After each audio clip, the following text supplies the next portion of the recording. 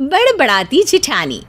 सिम्मी की शादी एक जॉइंट फैमिली में होती है जहां उसके पति राकेश के चाचा चाची भी साथ रहते थे। उनकी बहू मेघा सिम्मी की जिठानी लगती थी। अरे मेघा, राकेश आ गया है, उसका खाना लगा दे बेटा।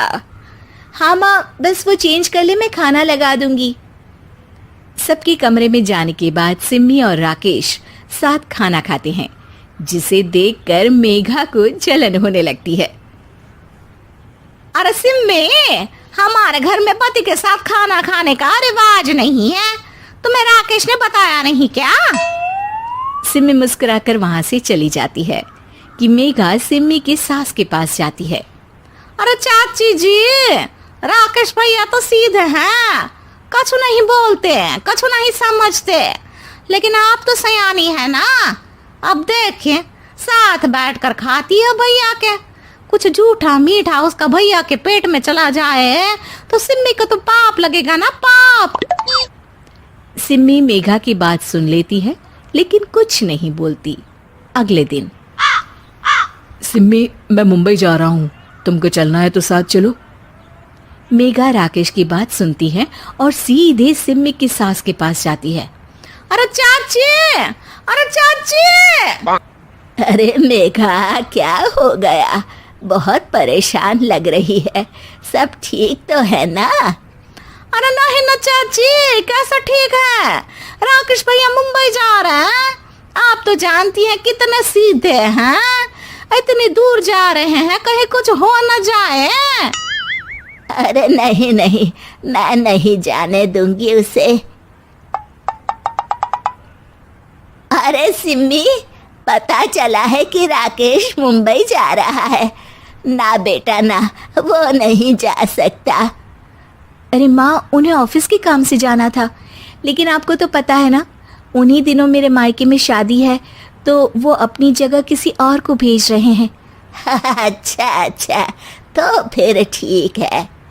सिम्मी समझ जाती है कि मेघा ने सास के कान भरे हैं। वो सास से कहती है, माँ जी, लेकिन हम दोनों कुछ दिनों के लिए मसूरी जा रहे हैं। आप तो जानती हैं कि शादी के बाद हम कहीं नहीं गए। अच्छा अच्छा, ठीक है, जाओ घुमाओ। सास वहां से चली जाती है। सिम्मी अपने कमरे में कपड़े पैक कर रही होती है कि तभी मेघा आ जाती है। अरे गर्मी में सर्दी के कपड़े काहे पैक कर रही हो? सिम्मी को मेघा पर नाराजगी तो होती है, लेकिन फिर भी वो कुछ नहीं बोलती। दरअसल मैं और राकेश हनीमून के लिए मसूरी जा रहे हैं ना। का हनीमून? हाँ हाँ, हनीमून। क्यों? हनीमून के लिए तो पति पत्नी ही जाते हैं ना, तो मैं और राकेश जा रहे हैं। मेघा भागकर सिम्मी की सास के पास जाती है। अरे चाची, सच में तुम लोगों जितना सीधा परिवार तो मैंने देखा ही नहीं है। अरे अकेले भेजोगे दोनों को? मैं और सुरेश तो कभी अकेले नहीं गए। हाँ भाई, हम तो परिवार में ही अच्छे, बड़ों के बीच, ऊपर से खर्चे है भगवान। अरे चाची, पहाड़ी इलाका है, कुछ हो गया तो? सास सीधी सिम्मी को बुलाती है, लेकिन सिम्मी तो वहीं सास के कमरे के बाहर ही खड़ी थी। बस मेघा दीदी, आपसे यही उम्मीद थी। अरे बड़ी हूँ, घर के कायदे कानून तो मैं ही बताऊंगी ना। अरे तो अपने घर में रखिए ना सारे कायदे कानून।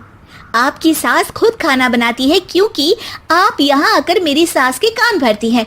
आपका पति हमेशा खुद खाना लेकर खाते हैं, क्योंकि आप मेरे घर में ये देखने के लिए बैठी रहती हैं कि मैंने और राकेश ने साथ खाना खाया तो खाया कैसे। मेघा दीदी, आप अपने घर और घर वालों का ख्याल रखिए। मेरे घर में ज्यादा घुसने की जरूरत नहीं है, और हाँ, मैं अपने सास और पति को संभाल लूंगी।